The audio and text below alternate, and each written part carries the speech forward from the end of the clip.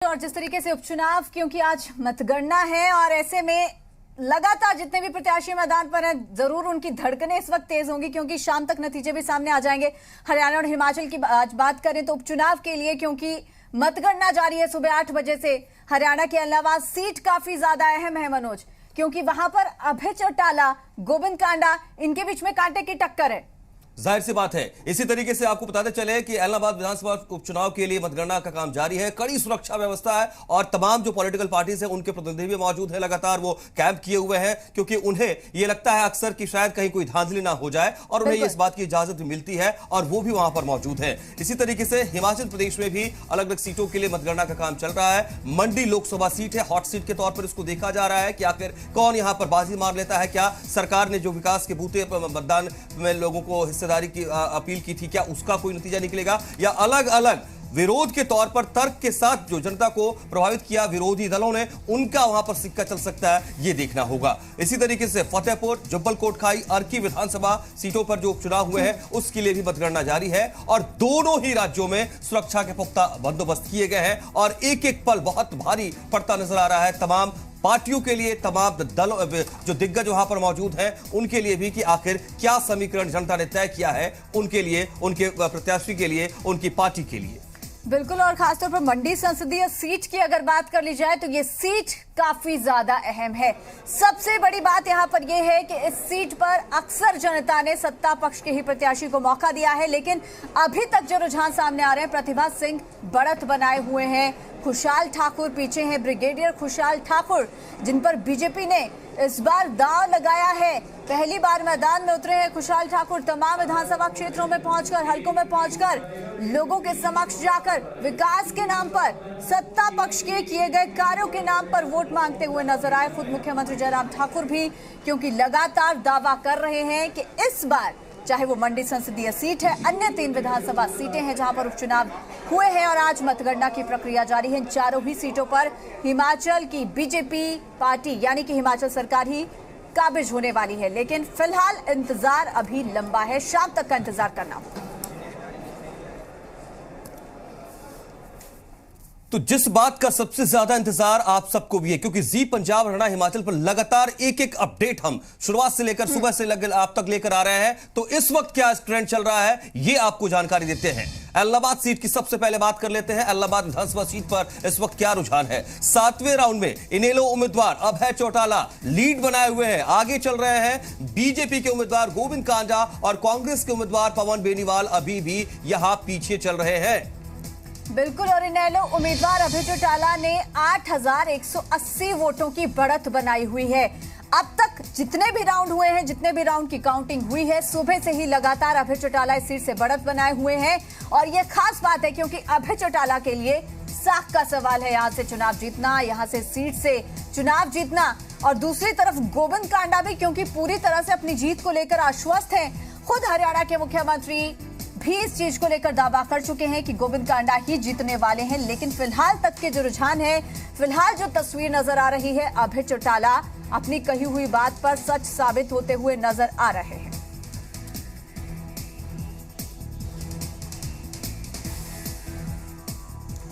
तो लगातार ट्रेंड्स बदल रहे हैं और अब हम हिमाचल प्रदेश की तरफ रुख करते हैं। वहां जो उपचुनाव हुए हैं, सबसे पहले बात मंडी लोकसभा सीट की करेंगे। यहां क्या रुझान है ये आपके सामने हम फौरन रख देते हैं। तो यहां अपडेट यह है कि कांग्रेस के उम्मीदवार प्रतिभा सिंह आगे चल रही हैं, बीजेपी उम्मीदवार खुशहाल ठाकुर यहां पीछे चल रहे हैं। बिल्कुल, और कांग्रेस उम्मीदवार प्रतिभा सिंह ने 6,964 वोटों की बढ़त बनाई हुई है। प्रतिभा सिंह पूर्व मुख्यमंत्री वीरभद्र सिंह की पत्नी प्रतिभा सिंह इस बार मंडी संसदीय सीट से मैदान में उतरी हैं और पिछले 4 साल जयराम सरकार के 4 साल के कार्य को लेकर लगातार उनका कहना है कि कुछ नहीं किया, सिर्फ सत्ता का भोग जो है वो किया है जयराम सरकार ने, और ऐसे में कांग्रेस की जरूरत है प्रदेश को। कांग्रेस उम्मीदवार प्रतिभा सिंह ने 6,964 वोटों की बढ़त बनाई हुई है मंडी लोकसभा के लिए। लाहौल स्पीति में ईवीएम की मतगणना पूरी हो गई है। ये भी एक बड़ी अपडेट आपको दे दें, जहां पर कांग्रेस 2,147 वोटों से आगे है। तो लाहौल स्पीति में ईवीएम की मतगणना पूरी हो गई है, जहां पर कांग्रेस 2,147 वोटों से आगे है। यानी कि यहां पर तय हो गया है कि कांग्रेस आगे है। लेकिन मंडी संसदीय क्षेत्र में क्योंकि 17 हलके आते हैं, 17 के 17 हलकों से क्या नतीजा निकलकर, क्या निचोड़ निकलकर सामने आता है, इसका इंतजार हमें अभी करना होगा।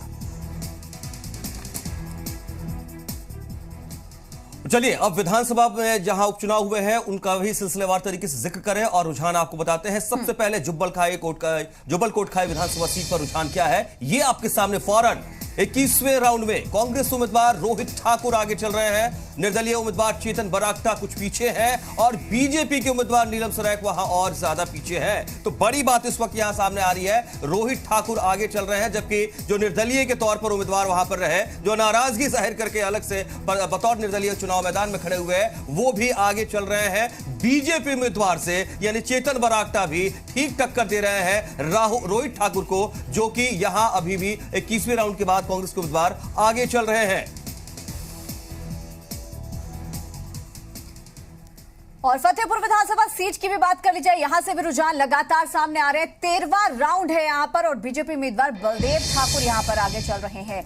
तो फतेहपुर विधानसभा सीट के रुझान भी सामने आ रहे हैं। 13वें राउंड में बीजेपी उम्मीदवार बलदेव ठाकुर फिलहाल आगे, कांग्रेस उम्मीदवार भवानी सिंह पठानिया पीछे चल रहे हैं। बीजेपी उम्मीदवार बलदेव ठाकुर ने 188 वोटों से बढ़त इस सीट पर बनाई हुई है। हिमाचल प्रदेश की फतेहपुर विधानसभा सीट जहां पर उपचुनाव हुए 30 अक्टूबर को और आज नतीजे आने हैं। फिलहाल कांग्रेस के प्रत्याशी भवानी सिंह पठानिया फिलहाल पीछे चल रहे हैं सीट से और बीजेपी उम्मीदवार आगे हैं।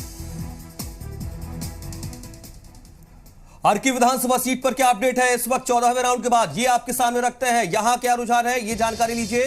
14वें राउंड के बाद आपको बता दें कि कांग्रेस उम्मीदवार संजय अवस्थी यहां लीड कर रहे हैं, जबकि बीजेपी के उम्मीदवार रतन पाल पीछे चल रहे हैं। यहां आपको यह भी जानकारी अपडेट कर दें कि कांग्रेस के जो उम्मीदवार हैं वो 4573 वोटों की बढ़त के साथ अभी भी लीड बनाए हुए हैं और बीजेपी के रतन पाल को पछाड़ते हुए आगे चल रहे हैं संजय अवस्थी।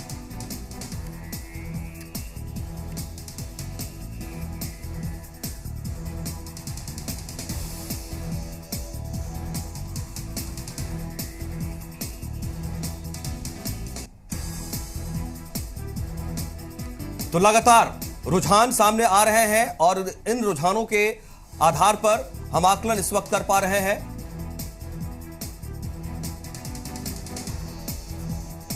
लेकिन बहुत महत्वपूर्ण है कि आखिरकार मुकम्मल तस्वीर क्या होने जा रही है हिमाचल प्रदेश की इन 4 सीटों पर। हरियाणा के एलनाबाद विधानसभा सीट पर उपचुनाव हुए हैं, वहां मंडी में हिमाचल में जो संसदीय सीट है वहां किस तरीके का समीकरण जनता ने वोट के जरिए तय किया है, क्या क्या फैक्टर्स काम कर चुके होंगे, ये शायद तभी तय हो पाएगा कि जब समीकरण कुल मिलाकर साफ हो और स्थिति तस्वीर सामने आए कि आखिर जनादेश क्या है अलग अलग सीटों पर।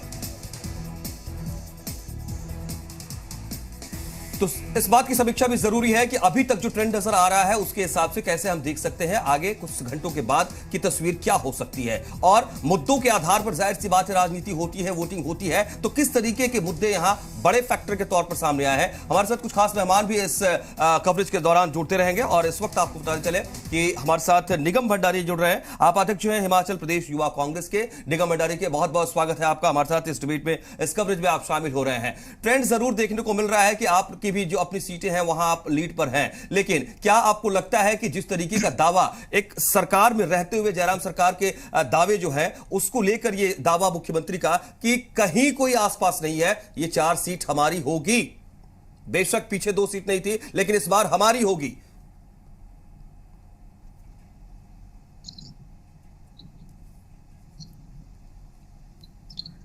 भंडारी जी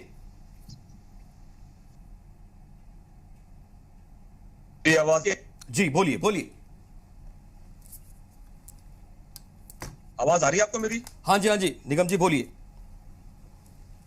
जी, जिस हिसाब से मैं कहना चाहूंगा जो रुझान आ रहे हैं पूरे के पूरे कांग्रेस पार्टी के फेवर में हैं और जिन मुद्दों को लेकर जयराम सरकार दावे करती थी उनके सारे के सारे जो एक वादे थे वो खोखले साबित हुए हैं। और साफ तौर पे अब देखिए मात्र 40,000 की काउंटिंग बाकी रहती है, जब 7,000 की लीड अभी कांग्रेस प्रत्याशी प्रतिभा सिंह जी को मिल रहा है। इससे साफ साबित हो जाता है कि भी जो मंडी संसदीय क्षेत्र के जो मतदाता थे उन्होंने इस बार सरकार के जो एक विकास के जो जुमले थे उनके खिलाफ और महंगाई के खिलाफ, बेरोजगारी के खिलाफ इतने सारे मुद्दे थे। सरकार से जनता त्रस्त हो चुकी थी और आप साफ तौर पे देख सकते हैं कि हिमाचल प्रदेश में चाहे मंडी संसदीय क्षेत्र के चुनावों की बात हो, चाहे 3 विधानसभा क्षेत्र के चुनावों की बात हो, पूरे का पूरा कांग्रेस चौका लगा चुकी है और निश्चित तौर पर हमारी जीत होने वाली है। अब कुछ ही घंटों की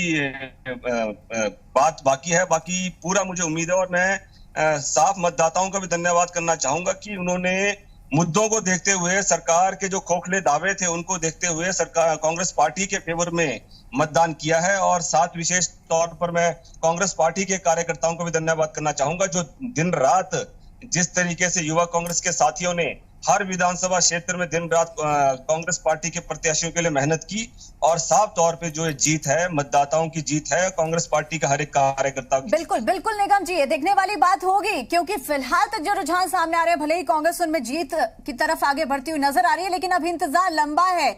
अभी शाम तक रुकना होगा, ये देखना होगा कि आखिर वाकई जनता ने क्या जनादेश दिया है। हमारे साथ करण नंदा भी जुड़ गए। सर आप बने रहेगा निगम जी, आप हमारे साथ। करण नंदा भी हमारे साथ जुड़ गए हैं जो कि प्रभारी है हिमाचल प्रदेश बीजेपी के, उनसे भी बातचीत कर लेते हैं।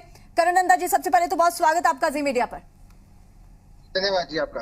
बिल्कुल करण जी, देखिए रुझान फिलहाल जो आ रहे हैं, जो तस्वीर फिलहाल बनती नजर आ रही है वो हिमाचल प्रदेश बीजेपी के दावों से बिल्कुल उलट है, चाहे वो मंडी संसदीय सीट की बात कर ली जाए या फिर अन्य विधानसभा सीटों की। सबसे पहले आपका रिएक्शन क्या है इन रुझानों को लेकर? देखिए, जनता का मैंडेट है, हम उसको स्वीकार करते हैं और ये जनमत है, सबसे बड़ा मत है। हमारा ये मानना है कि जैसे भारतीय जनता पार्टी ने जो है फील्ड में बहुत अच्छी मेहनत करी है और इस पूरे चुनाव के अंदर जिस प्रकार से हमारे मुख्यमंत्री और लीडरशिप ने रैलीज करी थी और जनता को जो है बीच में जाके वोट मांगा था, तो उससे जो है वो रुझान हमारी तरफ झुकते दिखाई दे रहे थे।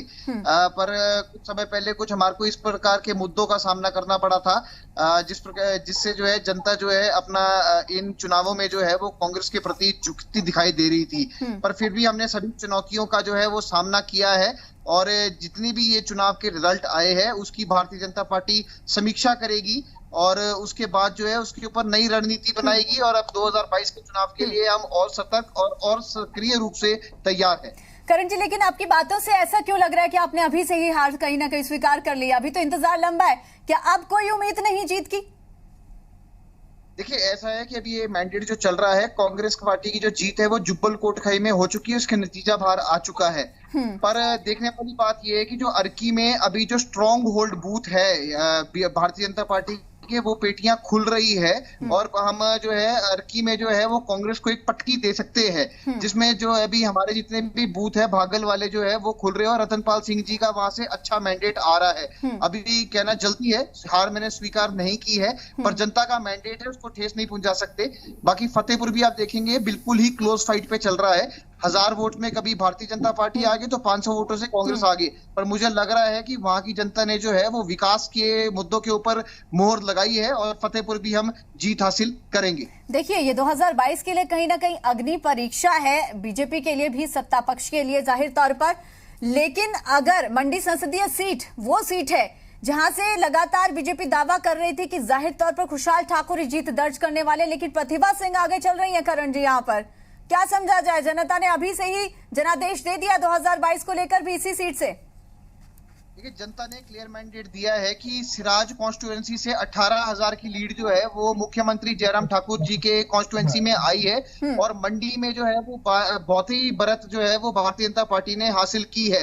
अगर आप देखेंगे वहां पे जो है एक सिंपैथी वेव भी चल रही थी, तो कांग्रेस को जो है रामपुर, किन्नौर, आनी और कुल्लू से जो है जो राजघराना रियासत मानी जाती है कांग्रेस की, वहां से वोट आया है। पर 40,000 की गणना बाकी है और हमारा जो अभी लीड है कांग्रेस की वो सिर्फ 9,000 या 10,000 के लगभग है, तो उसको हम कवर अप कर सकते हैं। तो निगम भंडारी जी, करण नंदा जी, आपके पास फिर लौटता हूं क्योंकि आप लोगों के हिमाचल प्रदेश के जो ट्रेंड है वो बहुत सारे नए समीकरण लेकर सामने आया है। उस पर मैं बात करूंगा कि क्या चूक रही है और कहां कांग्रेस ने माइलेज उठा लिया है। लेकिन इस वक्त बजरंग दास गर्ग जी हमारे साथ जुड़ रहे हैं, कांग्रेस के प्रवक्ता हैं और कई अलग अलग पदों पर हैं। बहुत स्वागत है आपका बजरंग दास गर्ग जी। एलनाबाद सीट पर किस तरीके से देखते हैं? वहां पर क्या चौटाला का गढ़ जो माना जाता रहा है वो ट्रेडिशनल तरीके से स्थिति बनी रहेगी? क्या देख रहे हैं अभी? देख मनोज जी, हकीकत में मानना पड़ेगा, हमेशा सदियों से देवीलाल जी के समय से एलनाबाद इनेलो का गढ़ रहा है, इसमें कोई दो राय नहीं। और मैं जहां तक समझता हूं, जो मेरी सर्वे है, इनेलो वहां से जीतेगी, अजय भाई वहां से जीत हासिल करेगा। मगर बड़े अफसोस से कहना पड़ता है, ये चुनाव जो था ये धन और बल का चुनाव था और सरकारी मशीनें पूरी तरह से इस चुनाव के अंदर दुरुपयोग आपके सामने किया गया।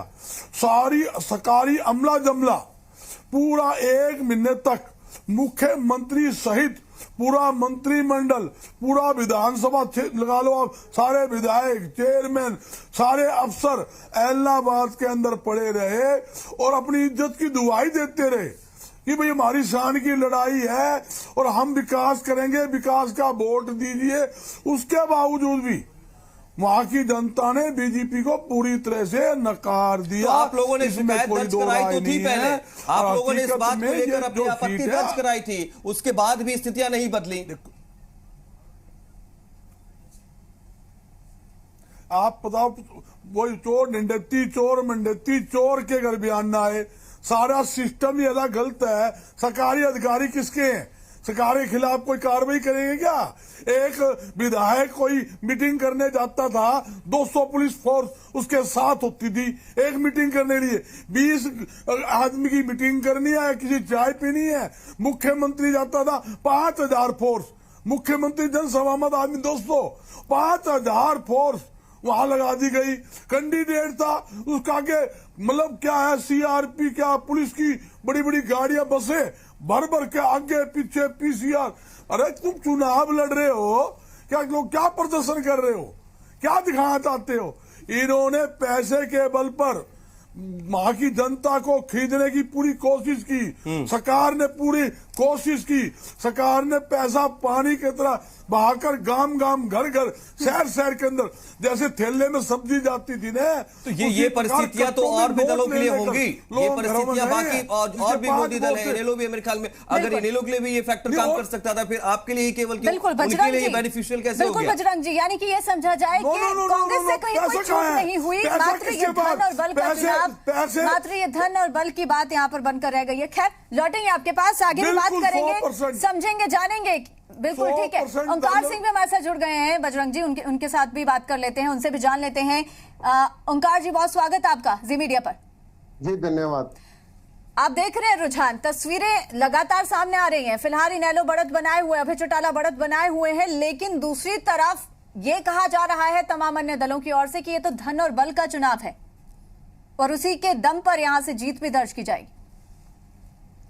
जी मैं आपको बता दूं, धन और बल का प्रयोग तो बीजेपी कर रही है और इसके अलावा ना तो कांग्रेस ने, मेरे को लगता है, कुछ पैसा लगा। हाँ, इनके सभी नेताओं ने जोर जरूर लगाया, लेकिन मैं आपको एक बात स्पष्ट करना चाहता हूं, इस चुनाव में पूरा विपक्ष और पूरा सत्ता पक्ष ये एकजुट होकर सिर्फ एक व्यक्ति को झुकाने की कोशिश कर रहे थे, वो है भाई अभय सिंह चौटाला, जिन्होंने किसान के हक में इस्तीफा दिया था। और ये जीत जो होने जा रही है, ये किसान की ही जीत होने जा रही है। ये इस चीज की जीत होगी कि क्या कृषि बिल ठीक है या गलत है। ये इस चीज की भी जीत होगी कि क्या न्यूनतम समर्थन मूल्य मिलना चाहिए या नहीं। ये बताएगी जीत कि वास्तव में अभय सिंह चौटाला सत्य हैं। और मैं इनको चैलेंज करता हूं, ये जो विपक्षी पार्टी के कांग्रेस के हैं या बीजेपी के हैं, अगर इनके किसी नेता में दम है, चाहे भूपेंद्र सिंह हुड्डा हो चाहे खट्टर साहब हो, तो वो एक बार इस्तीफा देके दोबारा उस सीट से दोबारा जीत कर आ जाए। और उपचुनाव में इतनी अहमियत होती है, पूरे का पूरा सत्ता पक्ष और विपक्ष एक तरफ इकट्ठा हो जाता है। ये उस समय जब भाई अभय सिंह चौटाला जी 90 सीटों में से मात्र 1 सीट जीत कर आए थे। हम समझते हैं हमारी पार्टी में पारिवारिक कलह की वजह से वो दौर बहुत मुश्किल का दौर था, लेकिन आज हमें खुशी है, हमारा वो नेता है जो जनता को स्वीकार्य है। आज अभय सिंह चौटाला जी जनता के स्वीकार्य नेता होकर बाहर आएंगे। अगर ये बातें करने वाले नेता हैं, इनसे बोलिए आपके बीच में कोई एक नेता है। लेकिन ओंकार सिंह जी, लेकिन ओंकार जी, यहाँ पर यह भी बात बहुत अहम हो जाती है, क्या मात्र मुद्दा अब इस पूरे विधानसभा क्षेत्र के लिए सिर्फ किसानों का ही रह गया है? निस्संदेह किसानों का मुद्दा इस वक्त सबसे ज्यादा अहम है, लेकिन क्या एलनाबाद विधानसभा क्षेत्र में, जहां पर लगभग 75 से ज्यादा गांव आते हैं, क्या वहां पर विकास या अन्य कोई भी मुद्दे नहीं है, सिर्फ किसानों का ही एक मुद्दा है? क्योंकि इसी के दम पर इनेलो ने चुनाव भी लड़ा है। देखिए, मुद्दों की बात करती थी, बीजेपी के पास कौन सा मुद्दा है? महंगाई है, बेरोजगारी है, सत्ता पक्ष के पास क्या काम किया इन्होंने? ये कहते हैं सबका साथ सबका विकास। अगर इन्होंने इलाहाबाद में ये फार्मूला लागू किया होता तो क्या इलाहाबाद चुनाव में इनकी ये हालत होती? फिर ये कहते हैं बेटी पढ़ाओ बेटी बचाओ। अरे बेटी पढ़ाओ बेटी बचाओ तो बहुत अच्छा नारा है, लेकिन आपका जो उम्मीदवार है वो कौन है? तो गोपाल कांडा का सगा भाई है, सगा भाई, जिसके बारे में आपकी पार्टी के लोग कहते थे कि हमने इसको अपने में शामिल नहीं करना। और दिग्विजय चौटाला कहते थे गीतिका हम शर्मिंदा हैं, तेरे कातिल जिंदा हैं। उस व्यक्ति को ये सबसे बड़ी अवसरवादी पार्टी है।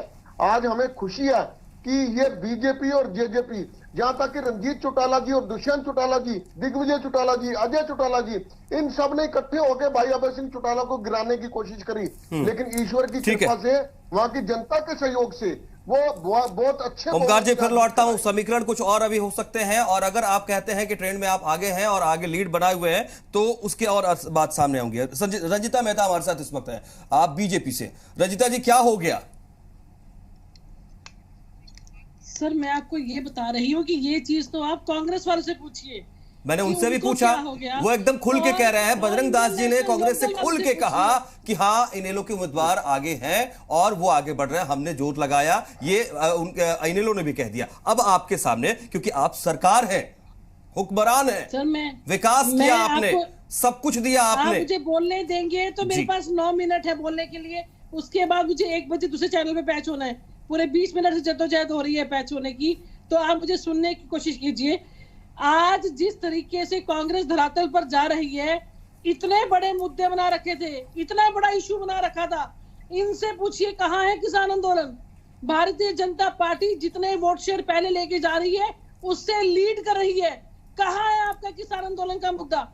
कहाँ है? आप कह रहे थे कि गांव में बीजेपी को घुसने नहीं देंगे, बीजेपी की जमानत जब्त होगी, बीजेपी को वहां पे खड़े नहीं होने दिया जाएगा। सरकारी मशीनरी, सरकारी सरकार घर घर के अंदर डटी थी, फिर चुनाव लड़ रहे हो आप मुख्यमंत्री गली गली घूम रहा था। मात्र एक सीट वो भी जीती हुई सीट, 17 साल से जीती हुई सीट, जिस तरीके से आप दर भटक कर आपको वोट करनी पड़ी, तो बकरे की मां कब तक खैर बनाएगी, उस बारे में बात कीजिए। इस तरीके से आपको दर की ठोकरें खानी पड़ी, दर पर जाकर वोट मांगनी पड़ी, आपको पैसा खर्चना पड़ा, तो आपको पता चलना चाहिए कि आपने एक बार तो ये चीज का एहसास किया कि आपने जो रेजिग्नेशन दिया जोश में आकर, वो आपका होश वाला डिसीजन नहीं था।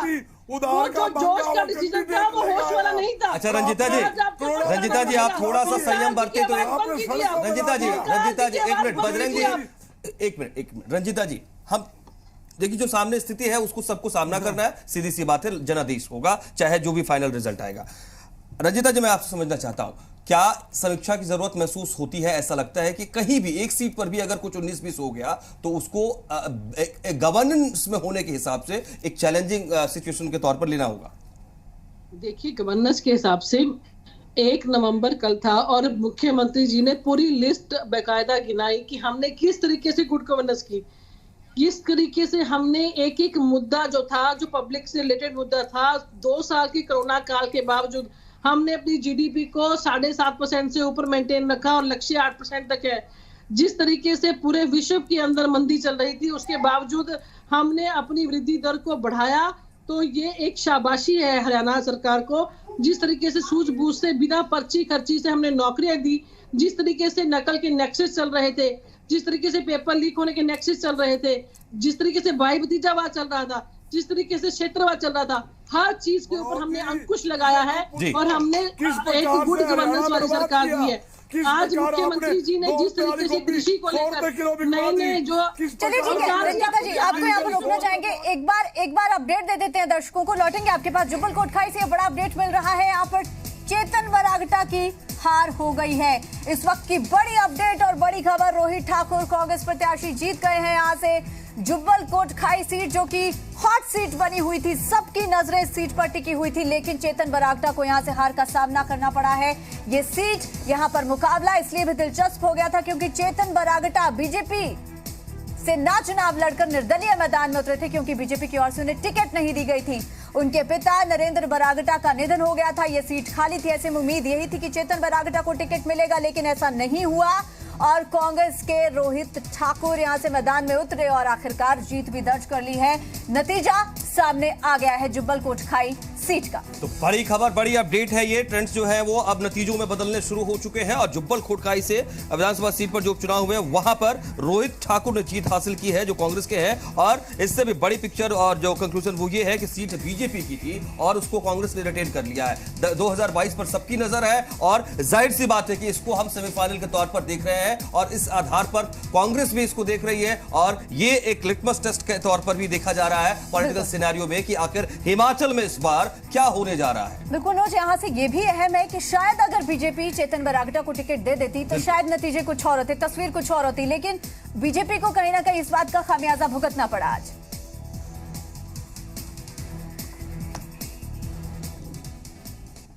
तमाम गेस्ट हमारे साथ बने हुए हैं पैनल में, हमारे रिपोर्टर्स भी हमारे साथ लगातार जुड़ रहे हैं। एक छोटा सा ब्रेक, जल्द हाजिर होंगे। जारी है हमारी नॉन स्टॉप कवरेज।